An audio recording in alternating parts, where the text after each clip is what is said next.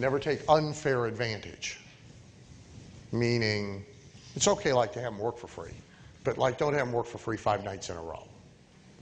You know, it's okay to have them up on a panel, but don't have them doing a breakout session for you for free where they're missing the main session. You know, don't take unfair advantage. Don't booze it up in their presence.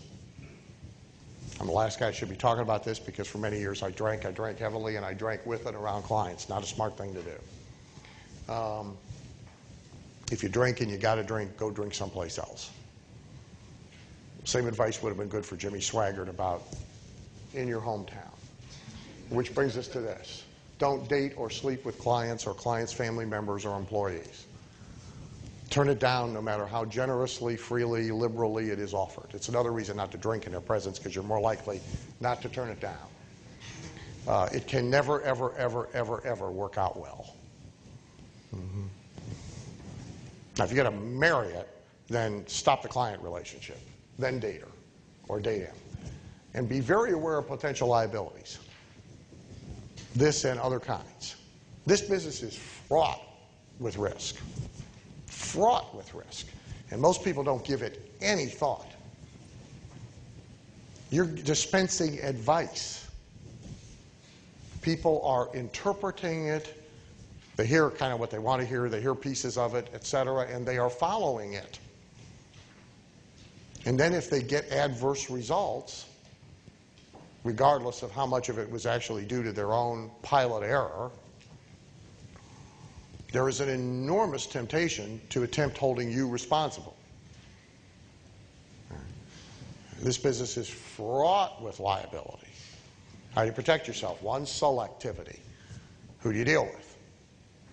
You deal with people. Like in my case, as soon as they want their lawyer to look at the contract, I don't want them. That's enough for me. What does it tell me? There's a person of influence in their life who only increases his power and authority and control by getting them to sue people. I'll opt out. Thank you very much. Just went through it with our big corporate client. 5 changes to the contract. You know, the lawyers insist on it. I said, no, let's just not do it. Well, we got to do something to appease them.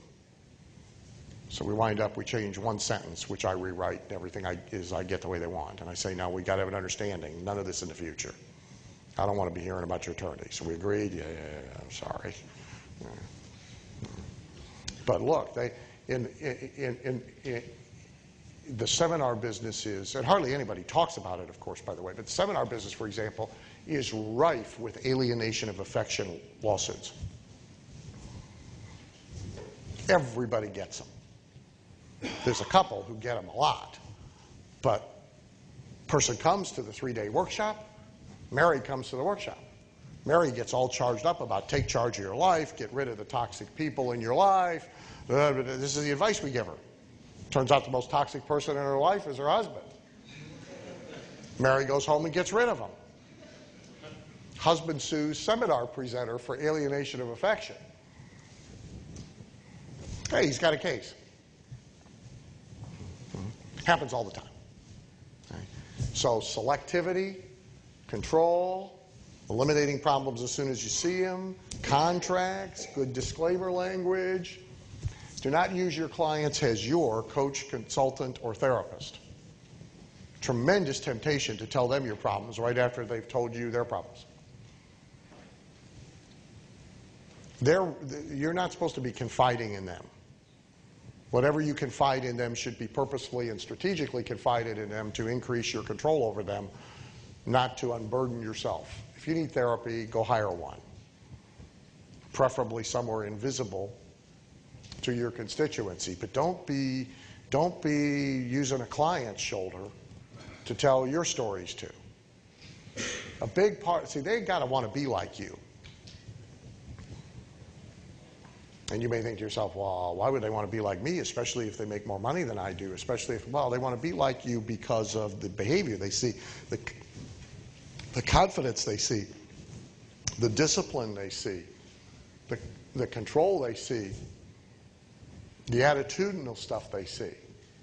They don't want to be like you if you're weak and crying and complaining and moaning and, you know, your relationship's screwed up too, and your employees are all idiots, and your customers are all morons too. So I don't want to be like you then.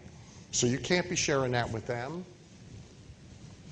Do not complain in ways that undermine their desire to be like you. And if you cross the line, do it sparingly and know you've changed the relationship. Here's another big mistake.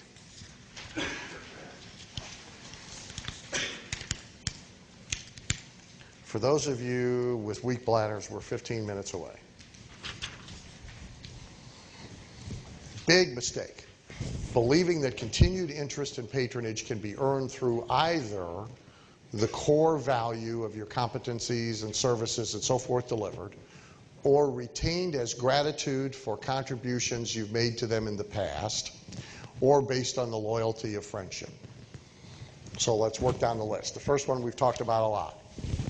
You're going to keep them for about a year based on the core value of whatever it is that you deliver. If that's all you did, no frills, no fluff, no entertainment, no psychological manipulation, no control, no none of that, and you just deliver core values and services, at best you're going to keep them with you for a year. And it won't matter how well they've done or are doing. Too much of the other glue will be absent. They'll leave you no matter what.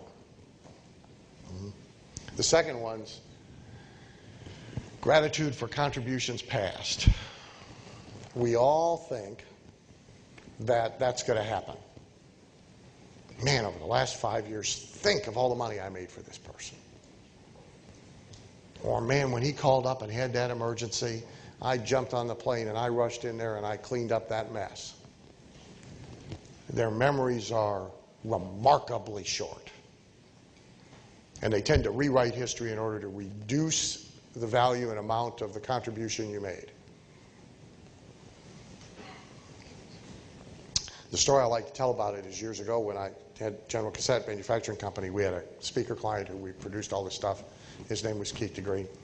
And at the time, Keith has become very successful. But at the time, Keith was struggling and, you know, sometimes couldn't pay his bills and would get a gig at the last minute and take it and call up and need, you know, 3,000 cassette albums in Tupelo tomorrow, and I haven't paid you for the 1,000 that I already got, but if you'll just give me another cheeseburger, I'll pay you for the cheeseburger I got on Tuesday, whatever the wimpy, you know, the guy in the Popeye cartoons was. And so we put on a night shift, even that we couldn't afford to pay him, and put on a night shift and get them things done and get them in Tupelo, because without him, Keith's going to work and not have any product to sell and not make any money. And so we carried him and we bent over backwards for him and we helped him and we created opportunities for him for, I don't know, about a year and a half. And one day Keith calls up and wants to take us to lunch. And so Pete Lillo and I are in a car. Keith's taking us to lunch. We think he's taking us to lunch, be a nice guy, right? How nice? Keith's in town. He's taking us to lunch. Keith's taking us to lunch to break the news to us. He's moving all the business to another vendor. Why? Because he's going to save a penny a cassette. A penny a cassette. In a 6-tape album, that's 6 cents. And he said, of course you understand, because biz is biz. Never forgot it. Not mad about it. He's right. Biz is biz. That's what the relationship is. Now, the decision's still stupid, but that's neither here nor there. It is reality. So the idea that you are going to keep them based on contributions past, We have a saying at the racetrack. What have you done for me lately? Because the nature of racehorses is they slow down as they age, just like we do. So a horse made you $30,000 last year. This year he's struggling to finish into money at all. Don't matter he made us 30 grand last year. Don't matter he's made 300 grand lifetime. What did you do this week? He's eating this week. He ain't eating in our memories. He's eating this week. What have you done for me lately? It's how everyone is. Okay? You'll keep them based on the loyalty of friendship. No, it'll work exactly the opposite way, as we just discussed. If it turns into friendship, not only won't you, the only way you'll keep them is if you're going to give them everything for free. It's the only way to keep them. And that's not a game that you want to be in. Skip a page for a second. We'll stay on retention for a second. Go to page 47. We're going to come back to it. 3 most important truths about retention. Clients continue based more on their feelings than on realities, including accomplishments and results. Funny for a guy that's not a touchy-feely guy, but break the news to you, we're in a feelings business. It's all about how they feel about us, how they feel about themselves, how they feel about the experience that they are having. Not really about the results. Clients will divorce themselves based on their feelings, even in spite of accomplishment and results. Make the guy $1 million, but he ain't having fun at the meetings, he's gone. Make the guy $1 million, but he didn't get his moment in the spotlight this month and feels shorted and slighted and didn't get recognition, he's gone. It is the careful assessment, control, and manipulation of their feelings that is essential to retention and ascension. It's all about how they feel, not what's actually happening, what has happened, not what the results are. There's got to be results. But the difference between adequate results and superior results do not translate into a difference in retention. That's not where you get it. You get it from how they feel. That's where you get it. So, additional mistakes. Delivering too much content. So we're going to try and give them more value. That's how we'll retain them. They're dropping out. Let's add 4 more CDs a month. Let's do 6 calls instead of 4 calls. Let's do 8-hour meetings instead of 4-hour meetings. Let's do 3 extra meetings. Let's let them call me in the middle of the night on the cell phone. Let's let them email me. Let's add, let's add, let's add, let's add, let's add. Won't matter. Enough is enough. You may have too little, but at some point, piling on more value won't affect retention. Won't do it. And in fact, too much content. Number 1 reason why people drop out of any Glaser Kennedy program, guess what? Too much stuff. I mean, translation, too much value. Give us less value. Then we'll stay. Well, it sounds stupid when you say it that way, doesn't it? Well, it is stupid. But nevertheless, it's reality because, see, when you give them too much stuff for them, and they can't process it, and they can't handle it, and it's too much information, then they start to feel inadequate. When people have negative feelings, what do? They try and get away from whatever is causing the negative feelings. They don't try to correct their own behavior, by the way. Forget that. They try and get away from whatever is causing the negative feelings. So if you're causing negative feelings, they're going to get away from you. If you're causing positive feelings, then they're going to want to be around you all they can. So you can't give them too much content. Mistake, delivering overly sophisticated or complex content. You can't ask them to think a lot. They don't like it. Diagram with 5 things on it, okay. Diagram with 15 things on it, too much. I just don't want to do it. It is too much. So if you're too complex, if you're too sophisticated, especially too soon, or with the wrong people who haven't moved up through an ascension ladder, you'll drive them away. You'll lose them for all the same reasons. They're embarrassed. They don't know they don't understand what they're hearing or reading, but they won't ask. And so now they're not getting value. They feel like the slow student in the room, etc. Teaching too much, period. Mm-hmm. The worst thing in the world you can do in a coaching environment is fall in love with the sound of your own voice. Not why they're there. They've joined because of you, but that's not what's going to keep them there. They can only take so much, even in a seminar environment. And now I tend to crank it up. So you guys pay a lot of money to be here. So I think, well, let's work them to death. But you're going to be happy if I work you to death. 10 years ago, I would have gone till midnight tonight. Now I know. I could go till midnight. You'll be less happy. Even if you got another whole big notebook and we went till midnight, most of you will be less happy, not more happy. Even though you can sleep when you go home for free, you'll be less happy. Right? It only takes so much.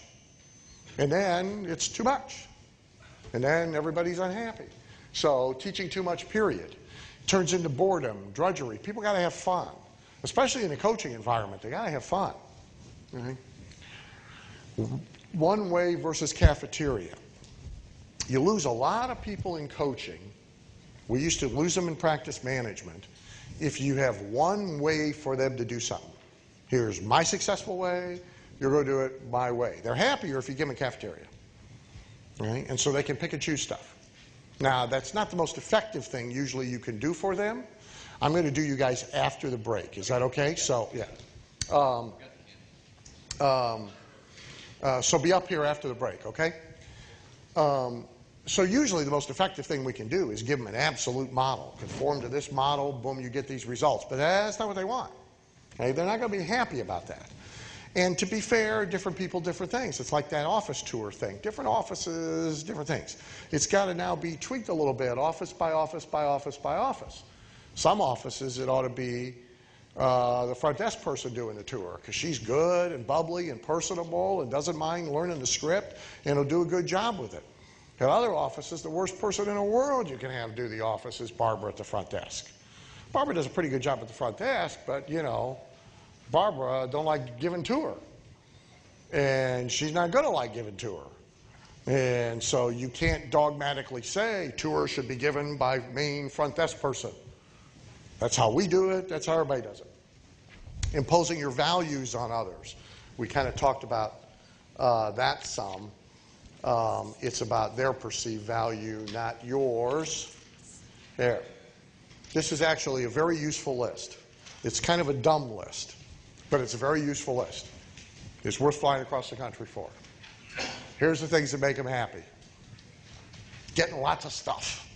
They like stuff. Okay? They may never look at it. They may never use it. They like stuff. My coaching group members, when we had the VIP meetings in the house, you know what they like best? Getting in my way. They like my trash. Oh, God, they love the trash. I never took the, once I figured it out, I didn't take the trash out before the meetings. Normally you clean up. I made a bigger mess. God, they love getting in my trash. What can we find in Dan's trash? Oh, can I get a copy of what you just found in the trash? Can I get a copy of what you just found in the trash? They love what was in my trash. I filled the trash up for them. All right? All right? They love stuff. Our platinum meetings, everybody brings stuff. Everybody hands out stuff. Everybody goes home with stuff. They love stuff. All right? Give them a lot of stuff. Okay? They love it. They like taking home stuff. They feel like they went out, they killed something, they brought it back. All right? They all like go home empty-handed. They come home from a meeting, somebody says, where were you? I was at the meeting. What'd you get? Where'd you go? I was at a meeting. What'd you get? I got all this stuff. Look at all this stuff. Great, they're happy. They like getting stuff in packages. Huge mistake. I just dealt with a client again, just about did themselves in, switching to electronic delivery of all of their content. Big mistake. Save a lot of money. Save a lot of money by sending that newsletter out electronically or letting you go download it in a PDF file. No good. Package. Christmas morning. Rip it open. What's there? Spread it out. Poke at it. Look at it. Much better. They like getting stuff in packages. They like surprises. Extra book they didn't expect. Article with a handwritten note jotted on top of it. They didn't expect. A kakachka. A postcard when you go on a trip. They like getting surprises. They like new and interesting things to do. Not necessarily the most productive things to do. And even if they haven't implemented the 47 things you already gave them, they need a 48th. Right? You can't keep drilling on the 47. They won't be happy. That might be the most effective thing you could do. It might be the most productive thing you could do, but nothing's productive if you lose them. You can't help them if they're not there. So if you got 47 good things for them to do and they've only gotten to number 12 and they haven't, you still got to give them a 48th. You still got to give them a 49th. You still got to give them a 50th. They got to have something new. Right? They want what's new. They don't want what they already got. They don't want what you've already showed them. They don't want what's old, even if the best thing everybody could do is spend time drilling it. They want what's new. Okay? And they hop, if you don't give it to them, they'll go hop to another dog who's waving the next new flavor. Oh, I got something new over here. Off I go. Right? Got to have something new. We figured it out. I had a multi-level company for a while that I inherited because they couldn't pay. It's a long story, and I had been in Amway, so I already learned the message from Amway. You got to have a new product every month. Otherwise, you don't keep anybody interested. Now, how many products do you need? When I left Amway, we had 4,000 some odd products. Our little multi-level company, we had more products than we had distributors. Okay? But we had to have a new product all the time. New product, new product, new product. Okay? How about let's sell the product we got now? No, new product. Publishing industry, our publisher, they got to have 50 new books every quarter. How about sell the ones you got? They're only a year old. We've only sold 40,000 copies of them. There's 12 million people. I mean, couldn't we sell some more of those? Ah, new title, new title, new title. Now, those are smart people running big companies. The behavior doesn't matter. Got to have something new. Toys. They love toys. Got to give them toys. Things. You know? Quizzes, questionnaires, little pieces of software, squeezy balls, toys. They like toys. Like them a lot. Being sent on goose chases and treasure hunts. Because activity now masquerades as accomplishment. So here's 5 websites. Go home and look at these websites. Oh, great. Go home, look at the websites. Think I did something. Activity, masquerading as but they love going on goose chases. See, don't download everything and give it to them. Make them go get it. Make them call over here to get stuff sent to them. They like that a lot. Hey, here's 3 places to call up and get them to send you their catalogs and their stuff. Because now they get 3 packages. Oh boy, I got 3 more packages. All right? Activity that feels like accomplishment. All right? They want accomplishment, but most don't want to do everything necessary to have a lot of accomplishment. A little bit of accomplishment is usually enough to satisfy most people. Okay? But they want to feel like they're having a lot of accomplishment. So you got to design activity that feels like accomplishment. Okay? So like getting a USP wrote. A whole session on getting a unique selling proposition. See, that feels like accomplishment. Well, it isn't unless you do something with the unique selling proposition. But it feels like accomplishment because you wrote one and you got one. Good food, especially desserts. The cookies are real important. Okay? Very important. At coaching meetings, cookies, brownies, desserts. All the other food can suck, by the way, as long as the desserts are okay. Okay? As long as the desserts are good, they'll be happy. But if you don't have any desserts for them, they'll be unhappy. Okay? And then the whole thing is all about positive feelings. Do they feel better about themselves? And do they feel good about the experience? And do they feel good about having been there, been involved for whatever period of time it was? If they do, you got them. Okay? This is the stuff that makes people happy. Okay? Now, it ain't a real sophisticated list. It's a list nonetheless. Next list is almost as useful. What are positive feelings? Here's some examples. Okay? Ego stroking, gold stars. Okay? Everybody likes gold stars. Okay? Here's understand what everybody's still doing. At least males are emotionally arrested development, 12, 13, somewhere around there. Right? Doesn't matter now. They're CEO of a multi-million-dollar company. The inner child is alive and well. All right? So this is about, they colored it, they bring it to you, they want you to stick it up on a refrigerator with a magnet and ooh and ah over it. Okay? Big disappointment if you don't stick it up on a refrigerator and ooh and ah over it. A lot of value if you do stick it up on a refrigerator and ooh and ah over it. This is more important to different people. But, so I'll give you a great example. Dr. Nielsen's been around with me for either 22 or 27 years, I forget which. 27. Okay? He knows everything I know. Okay? And he doesn't need anything more to do anyway. He already has every chiropractic patient in whatever dink town he's in. He can't get any more. He doesn't want any more. He needs to read next month's No BS marketing letter like I need hemorrhoids. Right? There's no reason for him to continue to give us money. There's no sane reason. There's no logical reason. There's none whatsoever. But he loves seeing his stuff in the newsletter. He just loves it. Right? It just, I'm sure he just sits and glows in the dark when he sees it. That's how important it is to him. And I always get notes and stuff about how excited he was to see in a newsletter. Well, he's got good stuff, so it's not particularly painful to make a real point of showing him his own stuff 3 or 4 times a year to keep him for 27 years. I mean, it's kind of a small price to pay. All right? But you got to do it with him.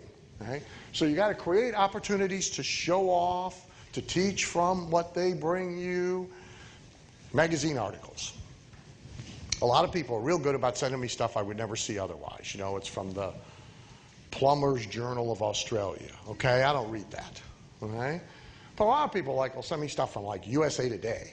Right? I read, you know, like I would probably see that, but it don't make a difference. Right? It's not about did I get it from 18 people. It's not about did I see it anyway. It's about they sent it to me. So if I use it in a newsletter, I list everybody who sent it to me, not just one. I take time to send notes back a lot of times. Sometimes I'll just scribble it on the thing. Thanks. Right? Now what I try never to do, what's the worst thing in the world you can do to somebody who is telling you a joke that they've taken a bunch of time and trouble to memorize after they read it in Maxim this month? Jump in with the punchline. Right? Now, I happen to know 10,000 jokes, so it's hard for me not to do it. Okay? But I try not to. They need me to laugh at their joke. That's a gold star. They came with the thing. Not to put it up on the refrigerator, not good. Acceptance. Leader and peer support, a place where they are unconditionally accepted. Very important. Fraternity. People like being an insider with a bunch of outsiders. They like having what they're in be some sort of a, Yannick's terminology, a good one, secret society, a status symbol, knowing things other people don't know, having a sense that they are superior to their peers and the people around them purely because they have you. And they're in your group. A womb. Cavitz-Oline, everybody's walking around with an umbilical cord in one hand looking for a new place to plug it in. You know, they're looking for a new womb to crawl into. So what does that really mean for most people? It means a place that's secure and a place of optimism, of hope, of things are going to be okay. Things are going to be good. Things are going to be better. Even if you have to talk about things being bad, you got to put the punchline on of here's how they're going to turn around and be good. And futurism, anticipation. Something new is going to happen. Something exciting is going to happen. Okay? Last thing, then we break. Go back to page 46. Important page. It's the list you want to make when you go home. This is your key list of facts. Facts about you that you wish to embed in their heads. Which means you got to make sure you talk about it all the time, you got to write about it all the time, you stay congruent with it all the time. It is, in a sense, an extension of the reputation that you have constructed. You need your little fact list. What are the facts about Mike that he wants everybody to get and to have permanently embedded in their head? I have facts in quote marks, by the way, for a reason. There's facts, and then there's facts. These are facts because I say so. In some cases, they weren't facts when I started saying so. They're facts now. But they're the facts I want people to know, right? I want people to know. These in your list ought to be different. But I want people to know I'm in high demand. I'm turning down all kind of stuff. There's a waiting list. Right? You're like at the end of the list. And if you figure out how to jump the line, God bless you. I want you to know. I want everybody to know that. Everybody. Prospects, new people, public. I want everybody to know it. All right? Which means I got to work it, having them know it. I want them to know I'm difficult to do business with. It's real important to me. Because by most people's standards, I am difficult to do business with, and I want the luxury of being difficult to do business with. I like being difficult to do business with. So I want them to know it. Therefore, when they do business with me and they judge me difficult, can't say they weren't warned. They already knew. They already got themselves over that by the time they're there to do business with me. I want them to know that I am extremely intolerant of having my time wasted. Why do I want them to know that? So they won't waste my time.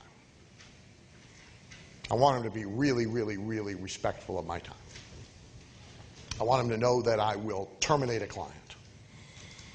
I want to know that I'm not above firing somebody for bad behavior and that I can be arbitrary about it. I want them to know that I'm the highest priced guy there is. Why do I want them to know that? To reduce the sticker shock when I quote the fee. It's still there, by the way, but it's not as bad. And if it's really an issue, see if they're not prepared to spend a lot of money, might as well get that out early so they can go someplace else. Right? Because why do I want to talk to them if they're not prepared to spend a lot of money? So I want them to know I'm the highest priced guy. And of course I want them to know that people are making enormous sums of money as a result of hanging around me. Now those are my facts. Right? You may argue if you wish about to what degree they are facts, but that's my facts list. You too need a facts list. And now that facts list, you are consciously, deliberately, strategically reinforcing at every opportunity. Everything you write, every meeting, every phone conversation, every coaching thing, every consulting day, every time you meet with a client. It's almost like at the end of this time together, how many of those facts did I reinforce at least once? Check, check, check, check, check. I don't do that consciously anymore. Right? I don't have to. But you could start doing it consciously. Checklist, conversation. Okay, how many of these things did I manage to work into the conversation? It's kind of like I took Latin in high school, which there's not much you could do that would be more useless than taking Latin in high school. But I took Latin in high school because I thought I was going to be a veterinarian, and at that time you needed Latin to get into veterinary medicine school at Ohio State. That's why I took it. Okay? About the only thing I remember from Latin is quo vadis. So I go to a lot of trouble to work quo vadis into conversations because I paid a heavy price to get it. I had a hard time passing Latin. So I like to see, how many times a year I can work quo vadis in somewhere because it's like all I got from the whole class, right? So I make a deliberate sort of intent. I've ingrained it.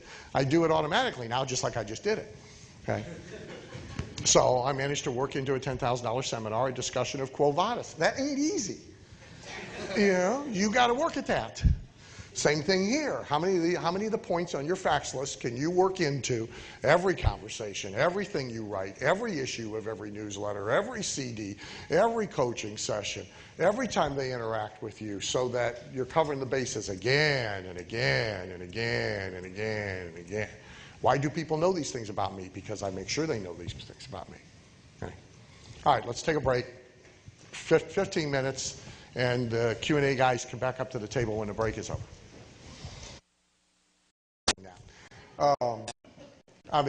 And the one thing you got to control in your business is it used to be Greenspan, has indigestion today, and the interest rate goes up by a quarter, and everybody wants to call and talk to you. That's got to be headed off, in advance.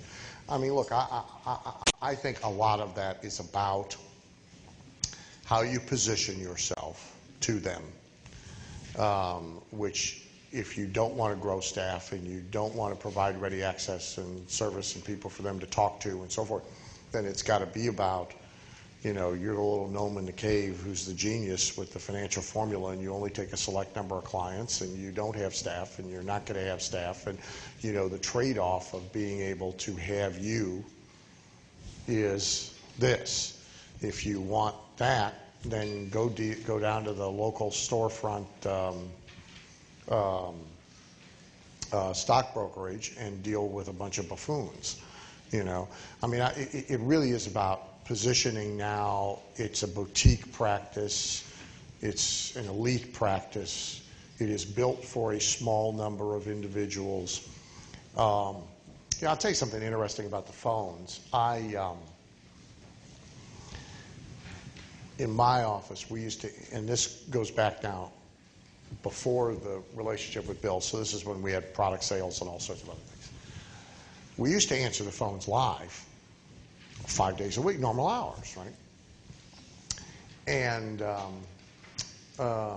my mother was the receptionist, and she died. And didn't have two of them, only had one.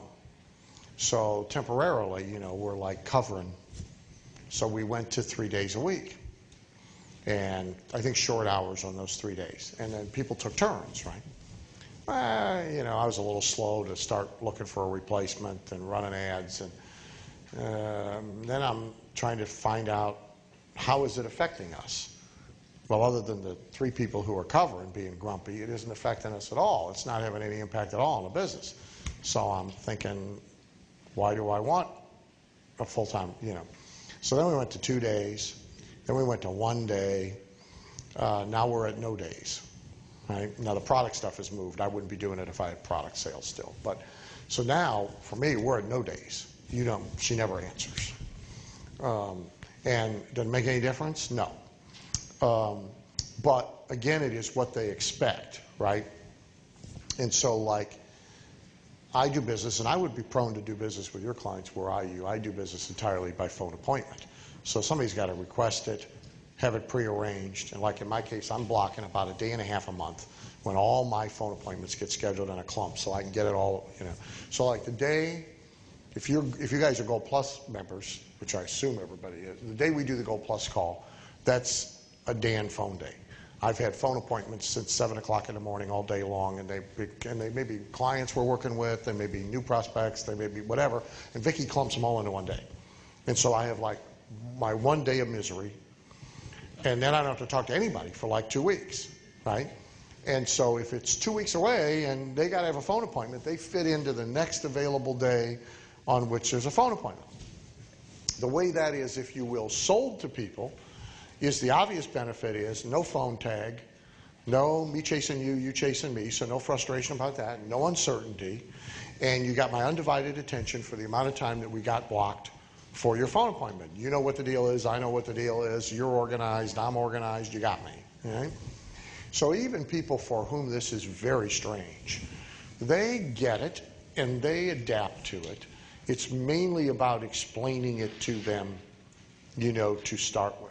And if you have a client base now where you feel like they're going to feel like something's being taken away from them, then at the same time give them something new that is not painful to you. The monthly client teleseminar group, so give them some new benefit. At the same time, you change the rules, and they feel like there's something being taken away from them. Mm-hmm. But see, so my option would be like your option. My other option would be to attempt to deliver the other kind of service and deliver it badly, because I'm not willing to staff to deliver it well. So rather than doing that, I'd rather create something I can deliver and then train them to accept that. So now they're getting exactly what they were promised. I mean, precisely. I'm Southwest. Mm-hmm. Mike. One of the things we talked about was no free lunch and some different things like that. I'm using the most incredible free gift ever, of course, as an IBA, and I use it even in my niche market, where I give them 3 months for free of our newsletter and some different pieces of that. How do we balance that out with staying, the guru? Well, first of all, it's product versus manual labor. That's one thing. Second of all, it really isn't free.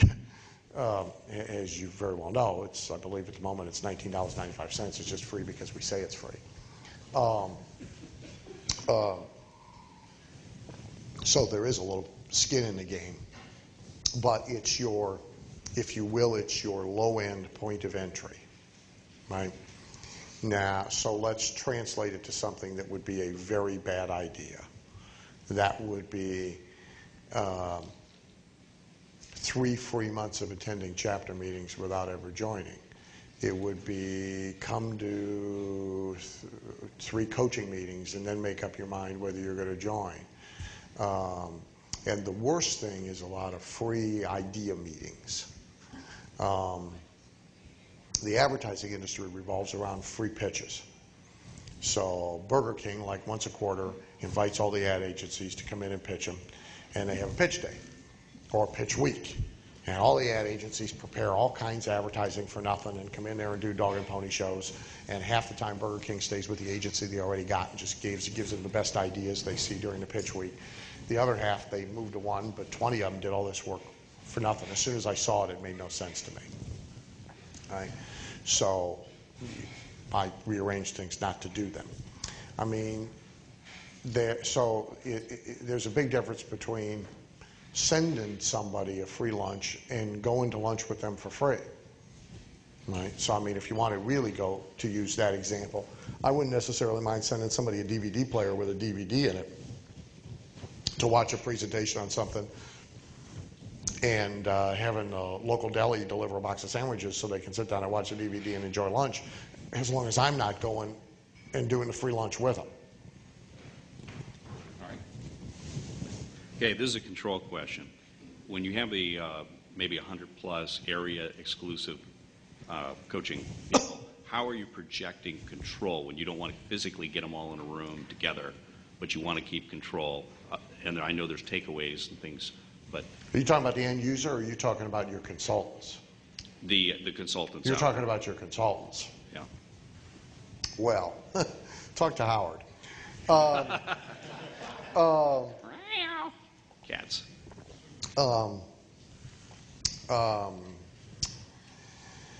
Rules, monitoring, group delivery of information, training, reminding of rules. You will have to get them all together in a room from time to time. Okay. It's unavoidable. If they can be mystery shopped, they should be mystery shopped to check compliance or non-compliance. You've got to be willing to throw them out, and they got to know it. And you will always have somebody wandering off the reservation. It's inevitable. Right? And you go and you get them back. And they go do something they're not supposed to be doing. You take it away from them and you slap their hand and you bring them back. But if you've got 100 consultants using your system, if you got 100 franchise owners, if you got 100 salespeople, 100 distributors, whatever terminology you want to go use, on any one given day, well, first of all, the thing that helps a lot is that on any one given day, a big number of them are doing nothing. Okay? So they can't get in too much trouble doing nothing. But of the ones who are doing something, about a third of them will be trying to reinvent your business instead of implementing the stuff they're supposed to be implementing. And a third of them are going to be so far off the reservation you won't even know what business they're in. And you got to keep catching them and rounding them up. And if their productivity warrants it, fine. If their productivity doesn't, you know, then you got to change the program or you got to get rid of them. By the way, with them or with clients, you have unilateral rules. You truthfully, as invisibly as possible, enforce them differently on different people. Jimmy Johnson, when he was on the Peter Lowe events, and other coaches have told their version of the same story. Jimmy said, you know, he said, if Emmett Smith is late for, or let's say he falls asleep during a meeting, somebody gently goes over, wakes Emmett up, gets him a cup of coffee, and if he really can't stay awake, we get him a pillow and we help him lay down on his desk. If the third string lineman who missed 6 blocks last week falls asleep in the meeting, I kick the desk over and trade his ass to the Vikings. Okay? Now, we do it so we don't advertise it. We try and do it invisibly, but sure, is there a client who's been with me for 15, 20 years who pays $100,000, $200,000 a year to be with me? Does he get a little more slack than the new guy or the guy who only spent 20 or the guy who's in a coaching group? Of course. Of course. Same thing true with franchisees or salespeople. Okay. Newsletter. You talk lean into the mic so they can hear you. Okay, newsletter. You change up different things. You want every year you're creating something new, like within your groups. How about within your newsletter? Do you change the entertainment value? What are you looking at with the formula? The formula doesn't change. There's a formula to it. X number of words to this, X number of words to that, sort of the structure, a little checklist of things you want to hit on every month. Those formulas generally don't change.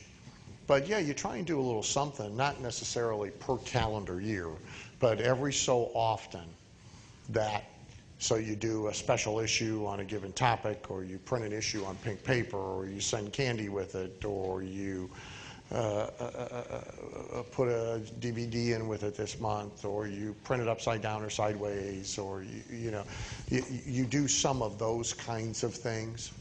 The unique thing about a newsletter, as opposed to, say, needing to make changes in the other deliverables to feel fresh. So the coaching thing has to change almost meeting to meeting to meeting, and program to program to program, and year to year to year a little. One of the important things about the newsletter is its constancy, its consistency. So you're balancing that with the need to, every so often, surprise them a little. Okay, thank you. Hey there. Hey. To avoid overly complex and sophisticated material that we talked about, should you coach to the lowest common level and have the high performers who get it be bored, or push the envelope and let the non-performers struggle and potentially drop out? Depends on what you want to accomplish.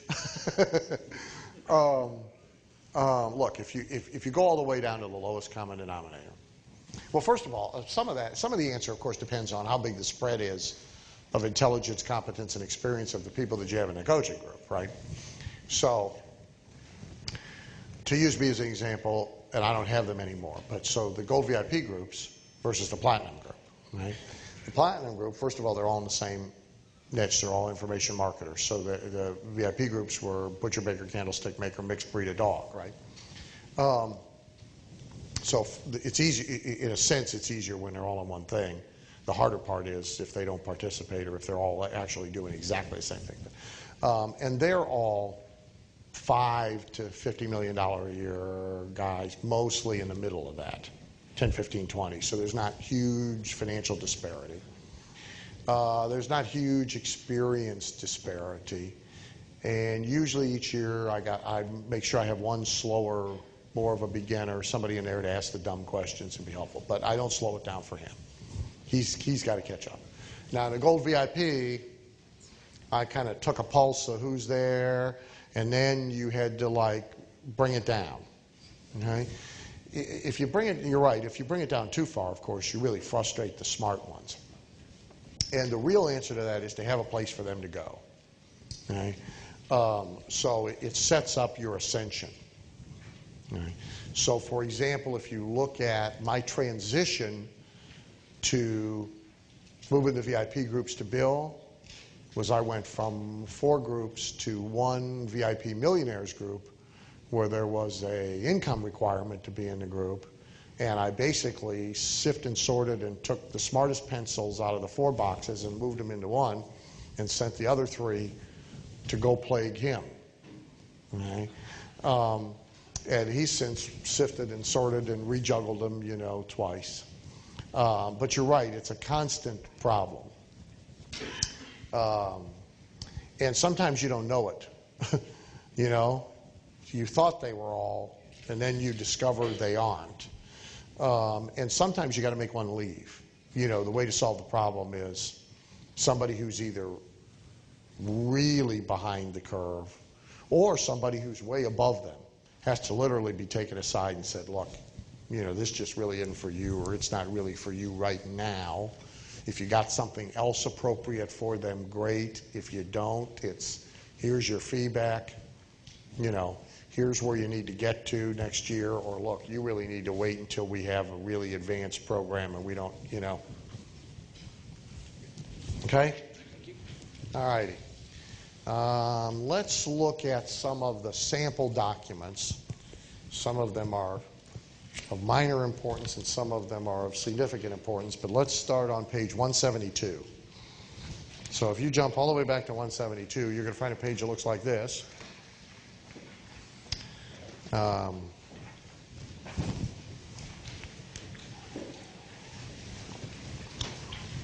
This happens to be my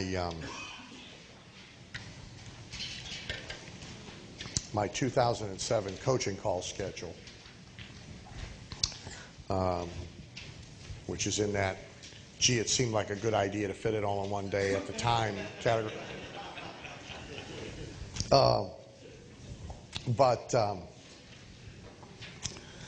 Yeah.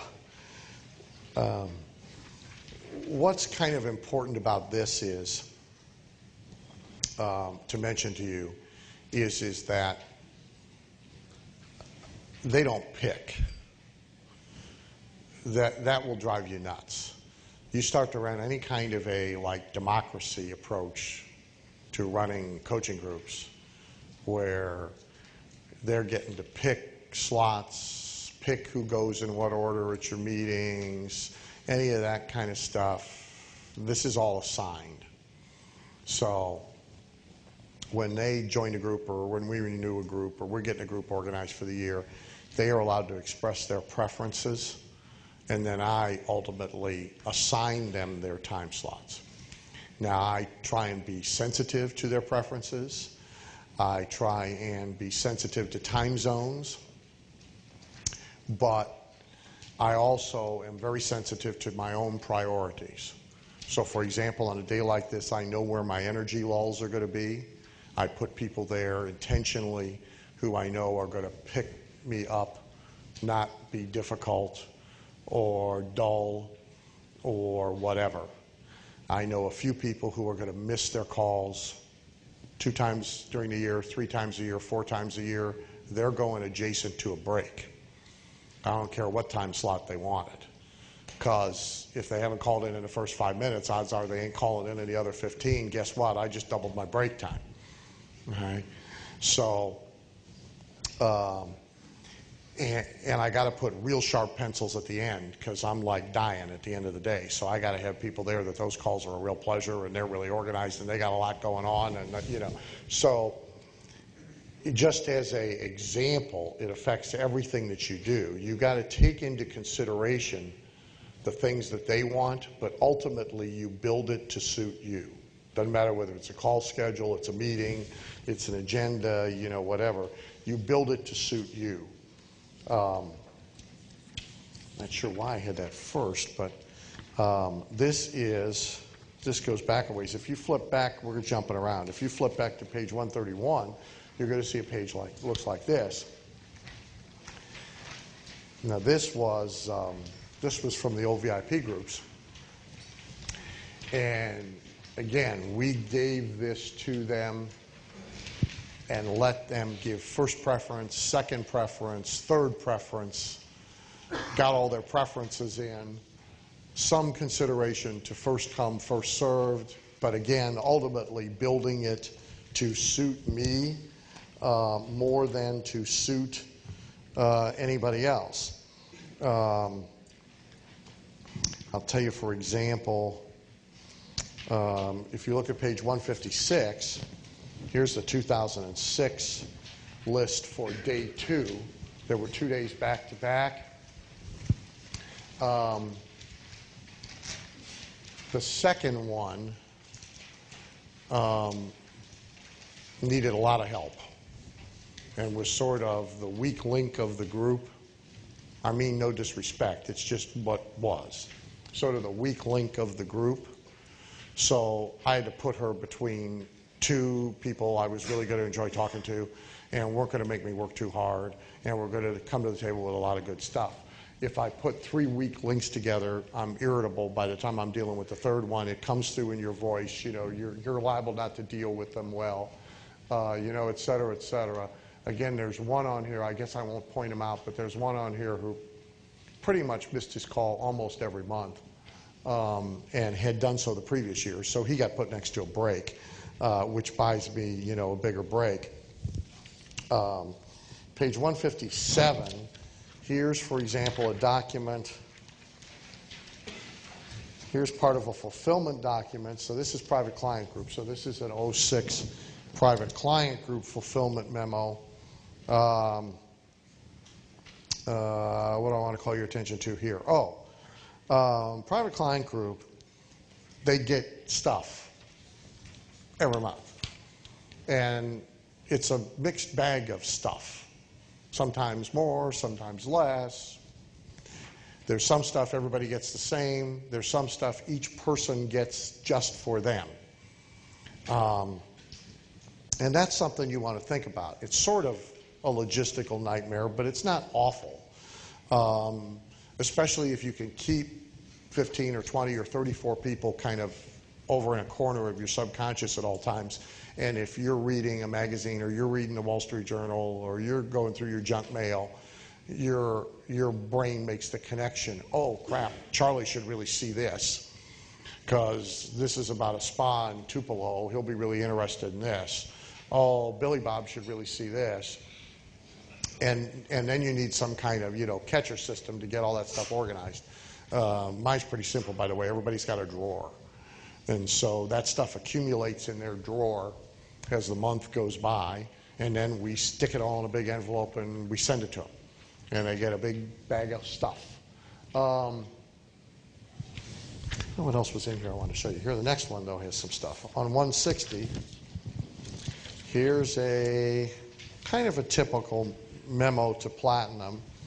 This is from 06, and this happens to be, this happens to be, after there was a little kind of bad behavior at a meeting. So the last shall be first paragraph is corrective remedy. It's the three who took turns last at the last meeting because people left on them and bailed out on them, so they get to go first. And then we had a bunch of people who wouldn't take a turn when I wanted them to take a turn, so the new rule was if you pass when you're called on for a turn, you move all the way to last. Right. So that's like a little corrective, discipline. Now, keep in mind, these are 06's group. These are people paying, $20,000 a year to be in the group. But it doesn't make any difference whether they paid you $20,000 or $2,000 or $200,000.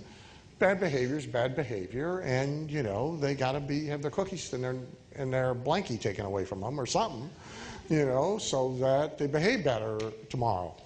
Up at the top paragraph is, dealing with next year's formation. And I would point out to you that this memo has a June 26 date on it, starting to deal with 07 groups. A lot of people wait way too long if they have any kind of a renewal situation to deal with.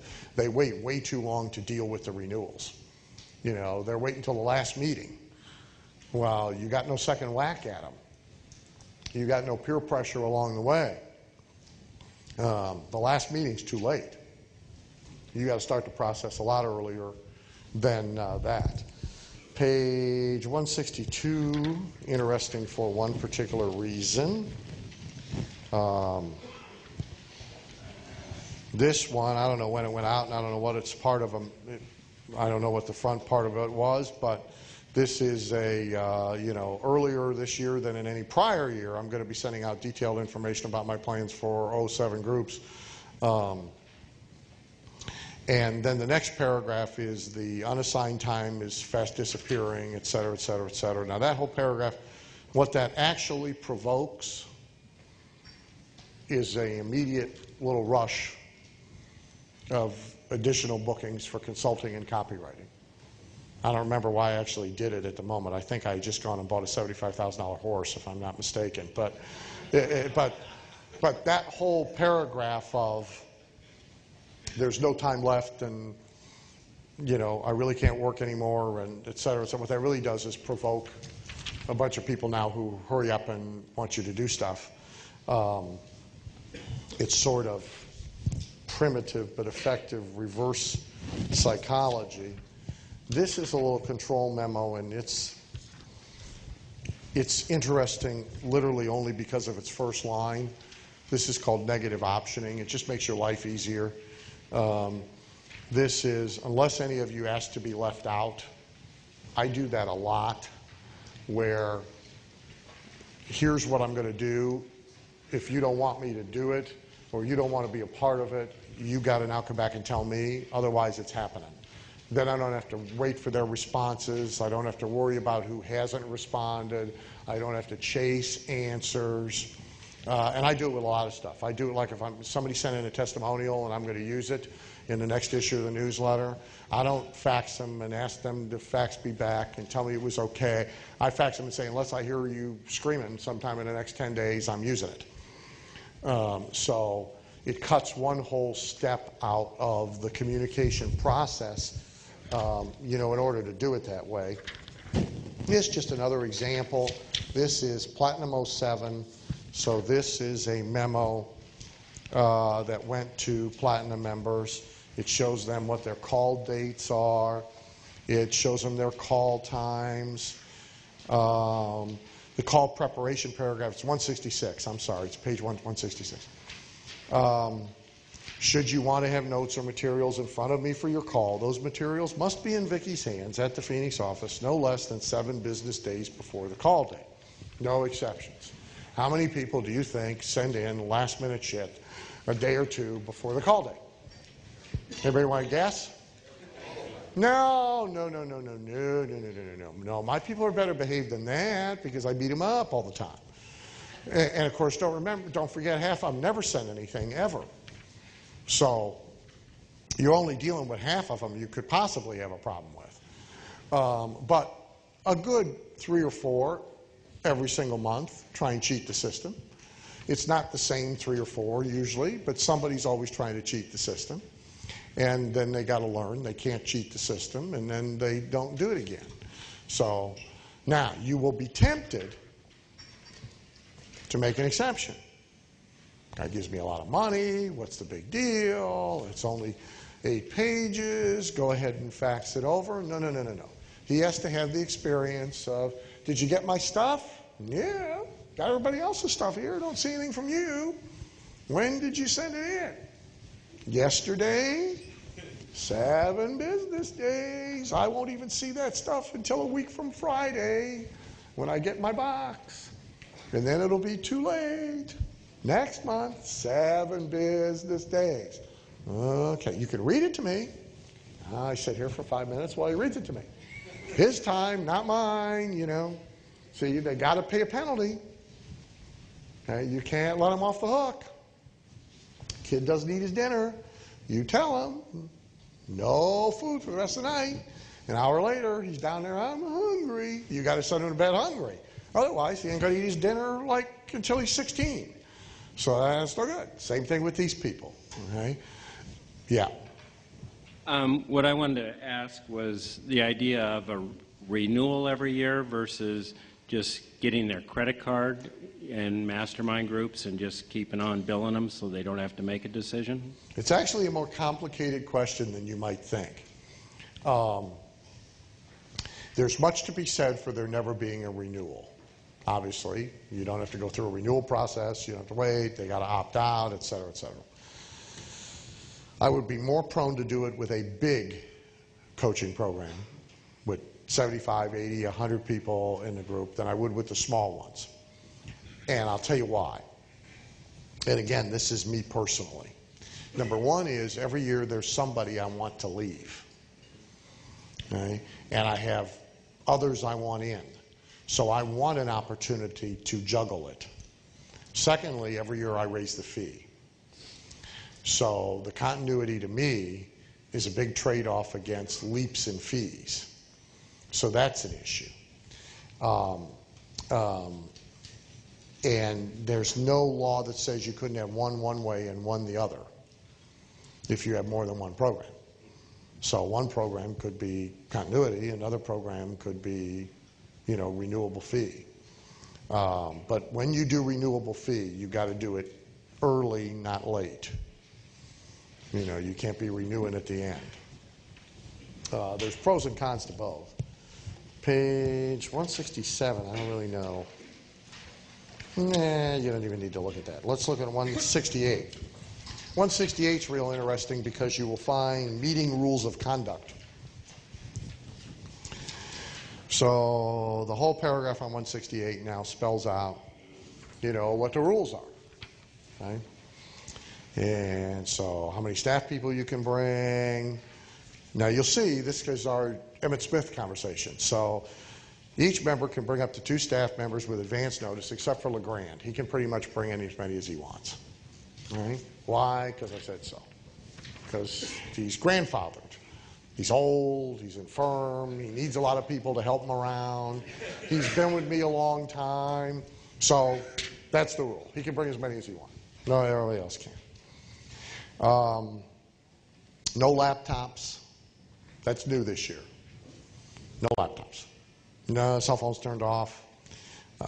Format we're going to be using, how you should prepare, full participation, yada, yada, yada, yada, yada. Okay? Now, if all you do is give them the rules at the beginning of the year, the whole thing falls apart by the second meeting. So they got to be reminded and reminded and reminded and reminded. But there's some language you can see about meeting rules of conduct. What was I going to show you here? Page 171, you really don't need to see. 173, you really don't need to see. Let's look at 171 for a second, just to show you. So here's the memo that goes to them, giving them their phone slots. So here's what your dates are. Here's the rules. It gives me the right to change the days. It reminds them each member has a time slot locked in for the entire year. It tells them not to give the phone number out to anybody else because it's only used for this. It tells them to start a file and put the memo in it. Now, you wouldn't think you'd need to tell them to start a file and put the memo in it, would you? I mean, surely everybody knows. Keep the memos. No, they don't know that. Okay? And so if you don't tell them, you haven't even got a prayer of them keeping the memos. Look at the memo, throw it out. Then they can't find the phone number. Right? Then they can't find anything. Then they don't know what their day is, their time slots. And then there's a decision of how much you choose to baby them and how much you don't. Okay? Vicky's been nice about it. For a while, I didn't baby him at all. Then Vicky sends them reminders, which I probably wouldn't bother, but it's a decision to be made. Here's how we handle consulting days. This could be instructive for some. So in my program, in Platinum 1 this year, everybody gets a day, so it's part of the deal. Private client group was the same last year. So here's a very recent memo. Releasing 12 days in the second quarter and offering them to this list of people. And now they can respond with their preferences. And then we go back to them and tell them, you got this day, you got this day, you got this day, you got this day. Here's your schedule. Okay? And so one fax goes to everybody, back comes their preferences. Vicki puts them all on a list. This guy says he can't do this day, he'll take any of these days. This guy says he can't do this day, he'll take any of these days. And then I sit there and decide and put them all in order. And we send another group fax out to everybody that tells everybody when their day is and where they're supposed to be. Right? And then we'll release some more dates to another group of them a month or so down the road. Now, I do the same thing with clients who are on a waiting list, by the way. So I also used to control phone this way when I traveled. So there'd be 50 people who've piled up waiting, they want to talk to me on the phone. And instead of setting phone appointments, what I used to do is I used to run, the radio calling deal. We used to send them all a fax with all their names listed on it. And Dan's going to be sitting in the Marriott in Tupelo for 3 hours before he goes over to speak to Peter Lovat. So from 1 to 3, he's taking calls. Here's a list of everybody who's been waiting to talk to him. Have at it. Okay? But don't leave messages because he's not going to check any messages. He's not going to call anybody back. Whoever gets through, gets through. Whoever don't get through, doesn't get through. And next time he's going to be sitting somewhere, we'll send you another fax. That's the way we used to handle clients and prospective clients. And I'd sit there with a list and I'd check them off, And some of them, of course, would leave messages. And then a week later, be, how come he didn't? Because it says right there he wasn't going to call you back. You either got through or you didn't get through. Now, as goofy as that sounds, it was pretty efficient, actually. And, I prospective clients, Fortune 1000 companies, doesn't make any difference. I've been dialing for 2 hours, getting busy. Well, I finally got you. Well, hurry up, because we've only got 10 minutes left. I got to walk out the door here. What do you want to talk about? And that's the way I used to handle phones when I traveled. Now that I'm stationary, and there's less of them, I do it by appointments. So these are all like wording and documents and things that you might use to exercise control over folks. There's many more samples of contracts and marketing documents and those sorts of things in there, and we're going to plow through all of those tomorrow. Another thing I want to look at now is, if you go to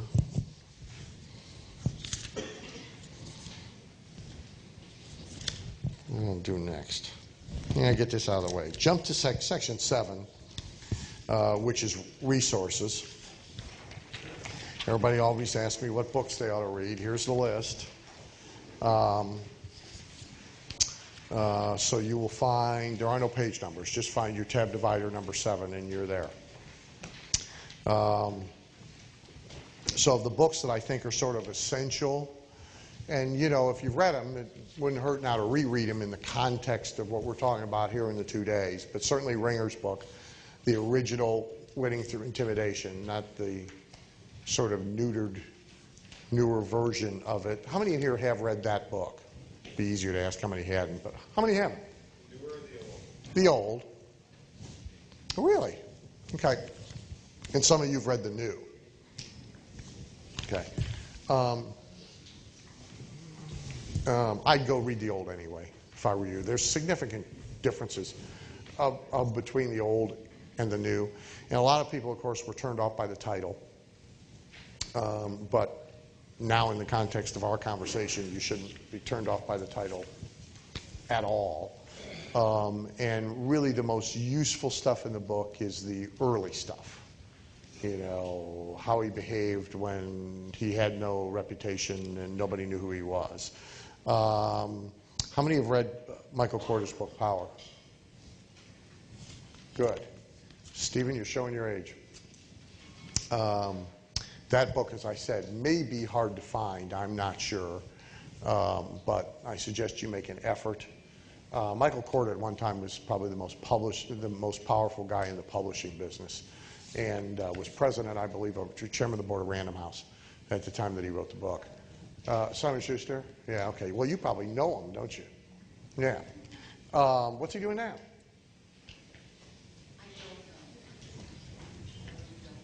He had cancer. I don't know what happened with all of that. But anyway, he wrote the book Power while he was in charge of Simon & Schuster, so like he didn't need an agent to get published, which was kind of nice.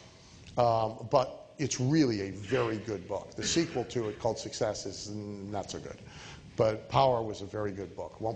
Might not be easy to find, but it's worth trying to find. Thick Face, Black Heart. How many? Very good. But a bunch of you don't have your hands up.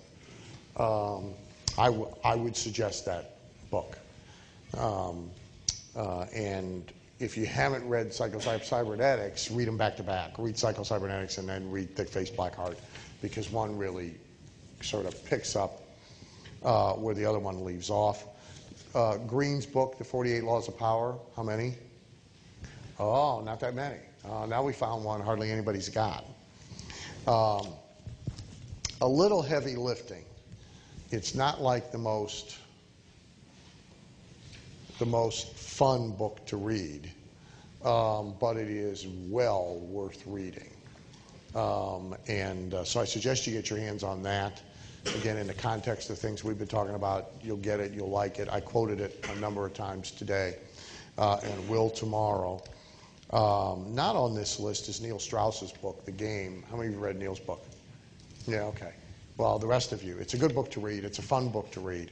And if you view it as a sales training book rather than what it is written as, well, I mean, it's, for those of you who don't know, Neil, there's a whole industry and subculture of how to meet women, teachers and experts and gurus and practitioners, and it's a whole world unto itself. You might know, been a member of ours for years, came to a copywriting seminar of mine years ago, Ross Jeffries, who's like kind of the evil one of the tribe. his thing is speed seduction. Well, this is an adult group. His guarantee, actually, I'll tell you something very funny about Ross Jeffries. I'm doing this real small copywriting seminar, and I didn't really screen anybody who was there. And the deal was everybody brings their stuff, and everybody shows their stuff, and we all workshop it, together. And Ross Jeffries is registered. But there's also this, so there's one woman in the crowd. I don't know, I think we had 15 people at the seminar. There's one woman, and she's like a little old lady type woman. And she's like, I forget what she's doing. I think she's doing she's selling quilting kits and stuff. And she's in the same, she's brought all her stuff with her. Well, Ross's deal, his slogan is, if you don't get laid, I don't get paid. And, I mean, I don't really need to go farther than that, But Ross is really oily and deliberately offensive and profane. And it's speed seduction. It is what it says. I mean, his deal is no date, no meal, no nothing, Pick up, sack. And so I get to the meeting room, and people introducing themselves, and I'm thinking, oh, this is not good. This woman is just going to be upside down offended, And she's got, a cross on her neck, and you just know this is not going to be pretty, She had the most fun with him. She was totally into working on his copy, and he treated her well, and she just had a blast, I'm sure she never admitted to anybody what she did for 2 days. But so there's this whole subculture of these people. And Neil Strauss writes for the Rolling Stones, some good writer.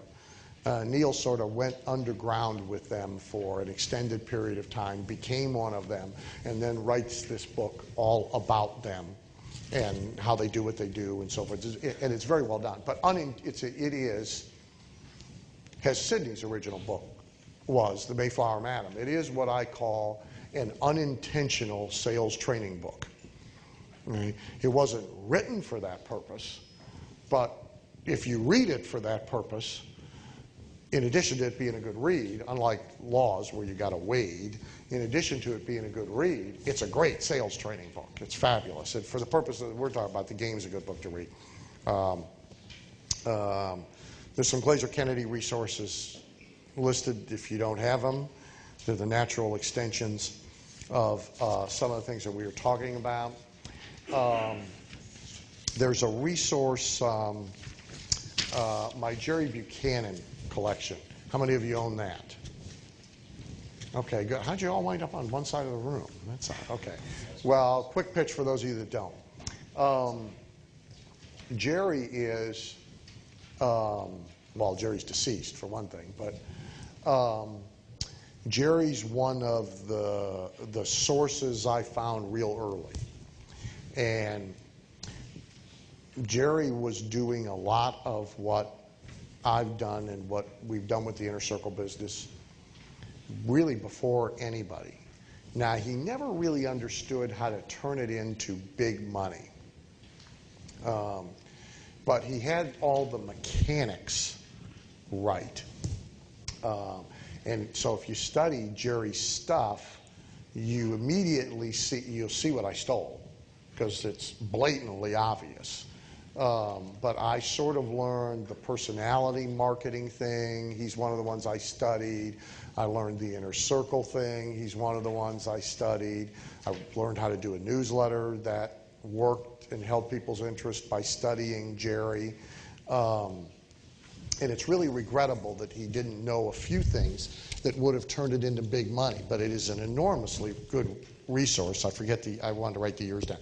So this is what I got is all of his newsletters for 4 years, from 1992 to 1996, which arguably probably was his heyday, although he dates back earlier than that. And he advertised in the Opportunity magazines, some of the business magazines, and the writers magazines is where his leads came from. And he had a thing called Towers Club for writers. His original pitch sold a $9 book, The Writer's Utopia Formula, how to make $500 a day, I think, writing and never being published by a publishing house. And Jerry actually started the information business selling a little book about how to get gophers out of your gardens. and with classified ads. And then he developed from writers. He really was teaching information marketing before anybody was calling it information marketing. And then had a second inner circle club about that and a second newsletter about that. So all of his newsletters, what's in that resource, are all of his newsletters from 92 to 96. And there's some notes in front by me calling your attention to different things in all of them and the significance of them and how you might use them. There's the original thing he delivered that sold people into his inner circle, the Writer's Utopia report.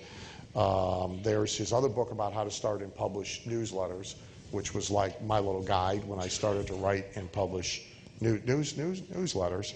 And there's samples of some of his sales letters, the original sales letter for his first coaching group, and so forth. So in terms of bulk, you could say it's about yay thick. And it's been a real important resource for me. It's also sort of a classic find that you probably would never see on your own, but a serious information marketer, you will love it, have fun with it, and benefit from having it, and sort of see where some of these ideas were sourced from and then how they matured and developed from their very primitive beginnings. There's a lot of stuff to be learned by studying Jerry, and so I suggest it to you as a resource. As a corollary, one other book I didn't mention, but there's a book called What a Way to Make a Living by Lyman Wood. How many own that puppy? Not many. Okay. Find that. Can you get that at Amazon? Does anybody know? Is it still alive? It is. Okay. So go to Amazon and get that one. That's a goodie. And that is really, well, it's such an interesting story, you got to go get it. But there's great examples in it, and it really is about a guy with very primitive tools. None of the tools, I mean, these people predate, no fax, no email, no internet, no teleseminars, none of the tools we have available today. Rounding up a herd, creating ascension, keeping them involved for years, creating coaching groups, creating client groups. They were way ahead of the curve. And Lyman Wood, amongst other things, created a religion. So that's really a very interesting book. And those of you that are really into this will like it and find it both interesting and entertaining and useful as well.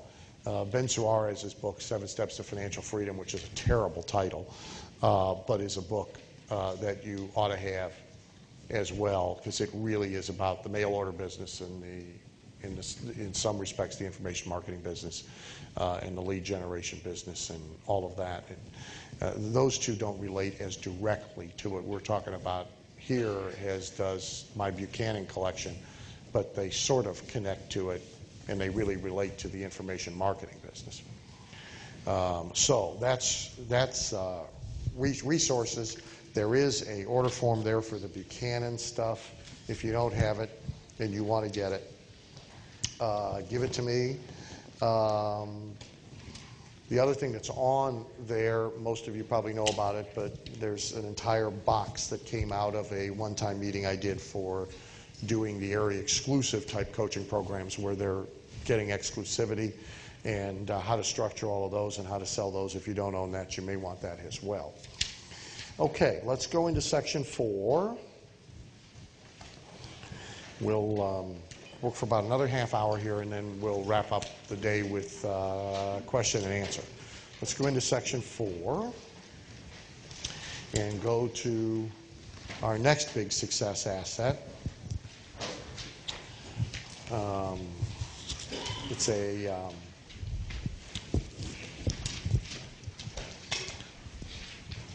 to give credit where credit is due. It's a Halbert term. My Gary Halbert story. How many of you even know? How many don't know who Gary is? Okay, my Gary Halbert story. Well, I could tell you a number of funny stories, but my Gary Halbert story. The first Gary Halbert seminar I go to. I don't know the year, but a while ago. It's in Key West, Florida. It's a $7,000 per person seminar, and the room is full. I don't know, maybe 300-400 people. And the first thing is, as you probably know, getting to Key West is not, the most convenient thing in the world to do for most people. And I said to him, geez, it would have killed you to drive up and hold the thing in Miami where it'd be easier for every one of us to get to. And Gary said, doesn't matter. There's no point in making it easy for him. The same number come, whether it's easy or hard, so I do it where I want to do it. Well, a big lesson there. So then they all paid $7,000 and there to speak. And Halbert walks out, shows up at the seminar, of course, 15 minutes late. And he's got on flip-flops, shorts, one of them yellow, like bodybuilder shirts with the fishnet thing, and a big old baseball cap that says "Clients Suck." And he marches on and he does. I kill for a transcript of it. He did at least 15, maybe 20 minutes at the start of the seminar on the 522 reasons why he didn't want a client. And that's not why we're here. And don't bother me anytime during the seminar. And don't try and hire me to do anything. And don't bother me in the restroom. And good 15 to 20 minutes on why he didn't want to do any work, why he didn't want to be hired, how you couldn't hire him even if you tried, and not to bother him, and not to try and hire him. And then he went from that into all of the evils of clients, which is one of the reasons he didn't want to work, is how badly behaved clients were. And he went through his 10 ways copywriters don't get paid, which is client number 1, client doesn't implement. Number 2, client doesn't implement. Number 3, client doesn't implement. Number 4, client doesn't implement. Number 5, client implements and screws everything up. Number 6, client implements and screws. And so we went through his whole riff on how evil and stupid and miserable clients are. And clients suck. And if I never have a client again for the rest of my life, as long as I live, it's okay with me. And I'm sitting there the whole time and I'm thinking, Nero Wolfe. The son of a, just doing Nero Wolfe, right? And it was brilliant, right?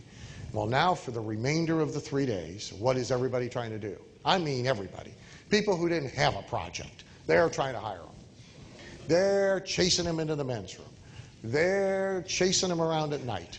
They're waiting by the elevator in the morning for him to emerge from the elevator and elbowing each other aside to try and convince him to let them hire him. It's the craziest thing I've ever seen. And we had lunch every day up in his suite, and I said, for real? He says, no. He said, I need some clients. He said, I'm hoping to come out of here with 10 or 12. He said, he said, you just saw me this morning. He said, that's the best way to get them. He said, trust me, a lot easier to get them this way than trying to get them. He said, I'll get them. And I mean, they badgered him, and no, I don't like your idea. That's the dumbest idea. I don't like your idea. At the end of the deal, he's got 22, 23 clients. They're just throwing money at him. And it was a really, really, really good object lesson that I have not forgotten. But anyway, in one of our conversations, Halbert's term is, he said it's real important for you to understand you're not in the copywriting business. Now you can substitute consulting, you can substitute coaching if you like. He said it's very important for you to understand you're not in the copywriting business. He said because copywriters don't make any money. He said you're in the self-aggrandizement business. He said if what you happen to deliver is copy, that's fine. He said but you're in the self-aggrandizement business. And he said you want them buying you, not what you do. And then the second thing he said to me is, he says, in order to do it well, you need no conscience. And I would modify it to, you need, the conscience of P.T. Barnum with the egress and the live mermaid and the dead hippo schlepped around for 6 weeks while they rounded up a new live hippo. In case you don't know, dead hippos can float, which is kind of interesting. So if you put them in salt water, they float. So the hippo still looks like he's alive. You know, I understand they're doing the same thing with James Brown. Oh, come on. Tell me you haven't thunk it. Tell me you haven't thought about it. So if you really understand everything we're doing, you're in the self-aggrandizement business. I mean, you're in the business of selling you. The deliverables are totally secondary to them deciding they want you. And in the consulting business, if you sort of take a look at the traditional consulting business, it's all about proposals and action plans and what we're going to do for you and all that stuff, and they make small money. The $50,000 a year average in the coaching business is because they're selling the coaching. That's why. It's because they're selling the coaching. And you don't want to be selling the coaching, and you don't want to be selling the consulting, and in my case, you don't want to be selling the copywriting. You want to be selling the self-aggrandized you, not the deliverables. And it was a really, really good lesson. An example of doing it, I call it the fine art of making mountains out of molehills. I had for years, well, I did a brochure. I hadn't done a brochure in a long time. And I did a brochure in 1996. I didn't really need one, but to this day, I can't tell you why I did it, but I did a brochure. And then, because I didn't need it, even though I called it an annual report, every year then I just updated it with a sticker and stuck a page in the back. I kept using the same one until I ran out of them, and then I haven't had one since. But one of the cool things I did, and I'll tell you where I got it from. I got it from a toilet paper commercial. And I don't remember now the exact commercial, but somehow they talked about how, 10 of their rolls of toilet paper would wrap around the globe 500 times and get you to Mars or some damn thing. They had some kind of statistical stuff. And so I had these facts, number of speeches, number of different cities, largest audience, number of consulting days in a year, number of infomercial industry days in a year. Now, when you think about it afterwards, what difference does it make how many cities I've been in? What relevance does that possibly have to you and the value you're going to get by hiring me? What difference does it make if I've been in 42 cities, 420 cities, or 2 cities? Doesn't make any difference at all. But it's an interesting statistic. It builds the panel of statistics up. It makes it sound sort of like, geez, he's in demand and he's running all over the place. Everybody wants it. I have my big list of speaking schedule, clients, people I've been with.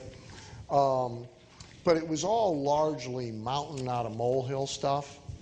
I mean, because truthfully in 96, other than the Peter Lowe event, I wasn't working all that much. Well, I was working, but I wasn't working all that much. But I made it look like I was like working nonstop every minute of the day. I've made much over the years, continue to make much of, having one of my books be on Inc. magazine's list of 100 best business books. I don't mention they redo the list every year. It sounds like it was like the list of the 100 best business books. They do it every year. So I was on it like once. And I think I was number 92 or 93. I don't mention that fact either. I don't mention the fact that the list is compiled by a freelance writer who I had an ongoing relationship. He wrote about me in a bunch of different magazines, and we had sort of a separate financial arrangement. I don't mention that. I mean, there's, you don't need to. One of my earliest mentors tells this story about how his junior high, his school in rural Alabama, the dentist or the dental hygienist would come to class and talk to everybody about dental hygiene. And she picked him out and complimented him on how great his teeth looked and, what a great smile he had and everything. And, obviously you're brushing twice a day and, you're flossing and you're doing all the stuff you're doing. And he piped up and said, I brush my teeth once a week, whether they need them or not. And she said, you don't need to tell all you know. And so omission is valuable in and of itself. You don't need to tell all you know. But I beat that fact up now. And it's a fact. It's just, you know, there's context missing. But I've beat that up for a long time. I mean, everybody, and if you look at all my promotional materials, there's a long list of stuff that are really all molehills made into mountains. The one that just happened, which is a good example of how I would use it if I wanted to bother to use it, is I'm in this year's Celebrity Black Book, which is this big thing they sell. It's a member of ours, Jordan McCauley, which now gives this away a lot. But so this is like a book, a resource book you use if you're trying to find a celebrity's address and their agent and their contact information. You might want to hire them, whatever.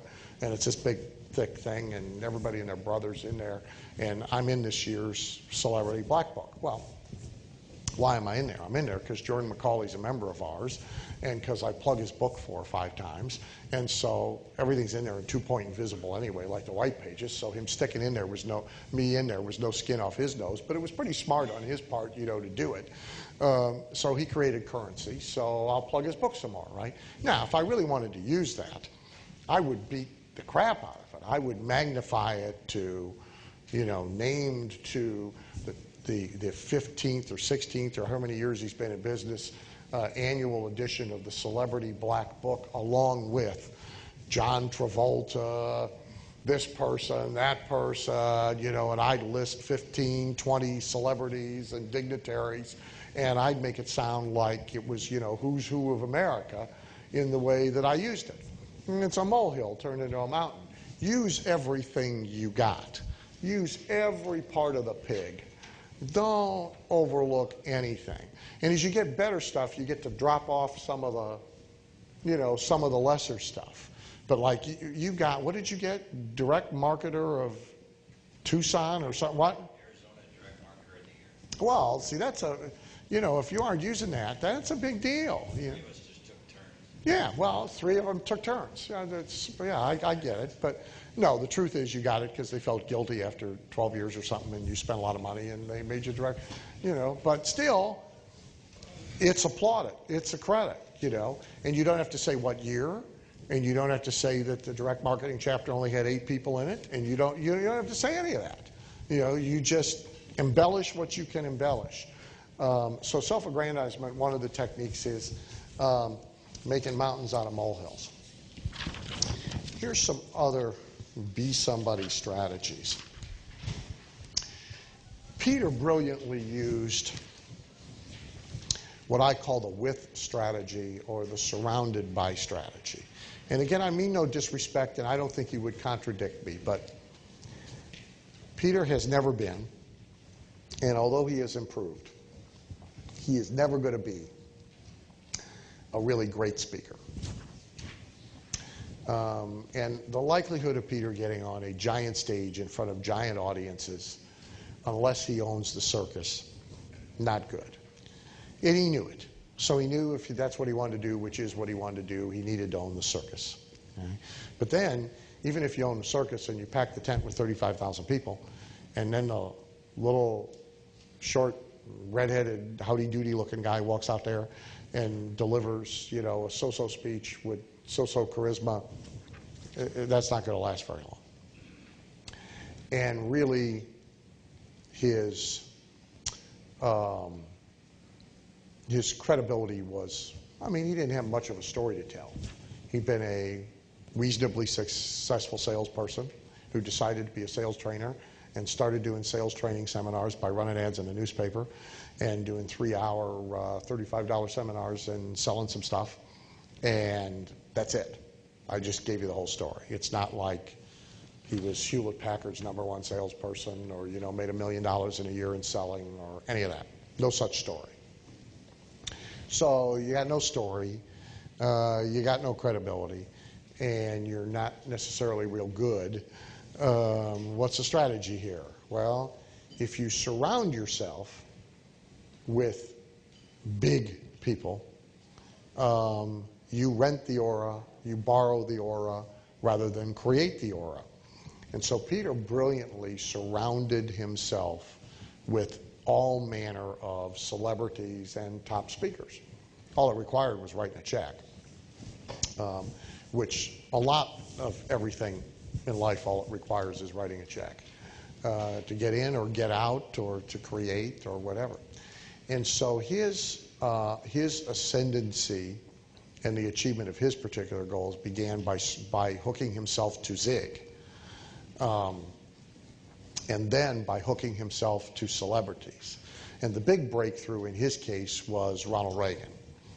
A whole lot of people didn't want to do those rallies until Reagan did those rallies. And once Reagan did those rallies, then it was like okay for everybody to do those rallies. And in fact, then a whole bunch of people wanted to do those rallies and were banging on the door to get them. So Peter used the with strategy. Who am I with? Who I am with defines who I am. Right? And that's a very powerful and useful strategy that can be applied many different ways. And so if you think about who I'm with is who I am. So who you interview, who you co-author a book with, who you hire to appear with you on an event or at your house party, et cetera, who you're with defines who you are. And Peter used the strategy building.